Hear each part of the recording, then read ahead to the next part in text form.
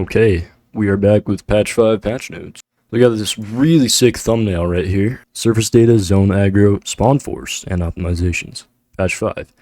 Today's patch focuses on bringing impact properties and stress level 0's grid wall assets to Marrow SDK, along with a couple other important features such as level creation, responding to feedback from patch 4, and further optimization build size. Overall performance and hitches, consolidating the materials that are used in game. Check these changes in our updated chambers mod. And so it looks like they made a whole new mod, which I didn't see, but yeah, they have a whole new mod apparently. Zone aggro. Zone aggro enables spawned enemies to be alerted when player zones. Previously in spawn level enemies would not react to the player firing guns. Now with zone aggro, they will be alerted. Cool. Surface data cards. Surface data cards are used for defining impact properties for colliders. For example, this determines how a surface reacts being impacted VFX-wise. Additionally, these can recommend a physics material to apply to associated colliders. Note, this is so hot off the press that even we don't have the entirety of Bonelab stack geometry surface data. Data card passed until patch 7. So it looks like they are going to go all the way to patch 9 for data cards to come out, which should mean basically it'll literally determine how the thing should impact with it and create VFX. It's super cool.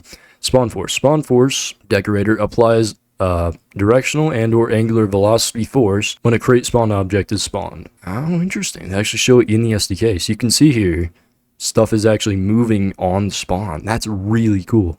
It's going to make for some awesome campaigns. Spawn force even works with spawned enemies. Please use responsibly.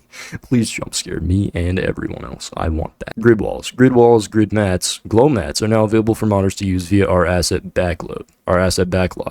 These are the same prefabs and materials we use to lay out levels. That's awesome, which means modders now have the full access to stress level 0 tools, basically. Player rig. Player rig adjustments have been made to further improve the physicality and control. The noticeable changes is that the arm twist now factors in a range of motion. Yeah, so you can now twist 90 degrees again, thank God, by getting the elbow closer to your elbow. The hand is able to better represent the desired final pose of the hand. Bonelab's player is unique. Bonelab's player uniquely doesn't simply use IK to show a body connecting to your hands and head. Instead, it has a fully physical body with a spine. That's really interesting. I didn't know that. Elbow and wrist constraints that art is directly drawn upon. This has been a massive but worthwhile change that began in 2020 and will continue for the years to come. Interesting. So they literally made it, as far as I understand, they made it so that it detects where your actual body is in relation to the controller hands. That's really awesome. And it does feel a lot better in game. I already tried it out just now. Some members of Lava Gang may discover that a lot of invisible changes happen to the rig. Use the code and prefabs that migrated from Bonelab to Marrow. Better to future development and accessibility in the SDK. Material cleanup best. They did a really good job making these little scenes here. They're great. I want that camera. I want to be able to have that like camera mod. That looks great. All levels game live received a massive cleanup, pass, and trim to reduce the number of unnecessary materials and improve visual consistency. This has also been added as a benefit to reduce some chunk load hitches, as the memory footprint for many areas has been dramatically reduced. The full game size has also been reduced slightly in this consolidation. Cool. And you can see all the awesome cutscenes here. VFX and cleanup. Impact and particle VFX got to pass across the board in an effort to make visuals more consistent, so they improve VFX. And damn, look at that. Dude, how do they get... I know it's in the SDK, but I really, really want to be able to do this sort of camera shots. I'm guessing what they had is someone actually in-game while another person manipulated the camera. I want that. I really want to be able to do that. SDK surface data tools. Yes, you can implement actual surface data that will determine how the VFX works. That's awesome. Patch notes. Patch 5. Modding and SDK changes. Zone aggro.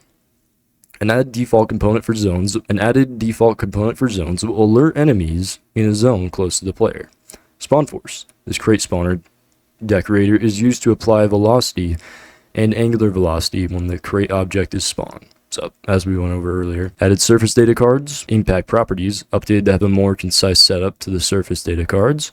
Avatar surface data. Option to set surface data card for avatars. So it sounds like you can have stronger avatars make greater VFX versus weaker. Mod.io Connect. Mod.io Connect URL with code filled out automatically copied Copy paste buffer on quest.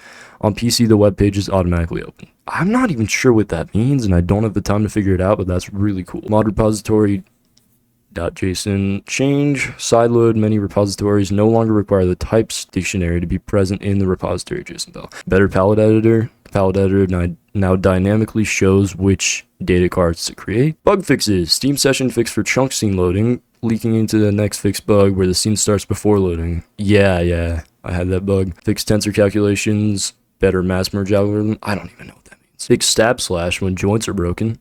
Oh, cool. Fix joint accumulation in loading guns. Fix bullet shell accumulation when reloading. That was where the bullet would fall out and you'd have to like get the bullet back in the gun. It was super weird. Fix unheld weapon mag eject bug. Yep. Fix missing audio mixer. That's between sound effects and music. I noticed that. In some levels they wouldn't be able to coincide. Fix clippy achievement bug. Fix pillar occlusion issues. Fix glow stick grip. I'm not even sure what that means. Oh, a grip on the I see. Adjust player rig. An arm twist now factors into the neutral range of motion, meaning you can finally turn your arm 90 degrees.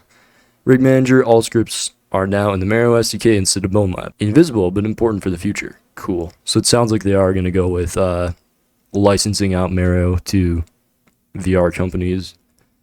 So hopefully Marrow should just be the universal engine that's used for VR now. Material press. Materials visually undefined, some textures updated or replaced, remaining instances of the late mass shaders replaced. I don't even know what that means.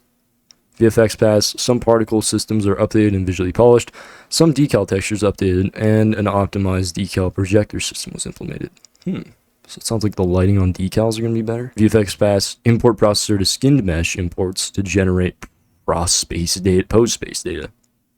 I don't know what that means. I won't pretend like I do. Data level lighting now affects cube map reflection to contribution. Cool. I do like that. VFX pass, minor bug fixes. Grid walls, cleanup pass, cool. Grid walls, colliders, optimized and made more accurate, cool. Grid walls, some minor normal and UV fixes. Grid walls added goofy panels. Physics standardization, work in progress. Physics material pass, work in progress. Rendering Quest 3 now uses PC transparent materials. That's interesting. It means you should be able to see through glass. Shader cache validation. Further optimizes shader cache on startup to see setup to skip. Memory hasn't been generated for the current build and driver version. Further optimizations. Build size further reduced. Yeah, I noticed that. It was like 2 gigabytes for the patch. Material reduction pass reduce. I guess that's to avoid lag. Further audio clips set to proper play settings for improved performance. Yeah, I assume they mean the ending cutscene. Unnecessary barcode accolades removed from crate spawning. And there you have it. That is patch 5 mods. Patch 5 patch notes.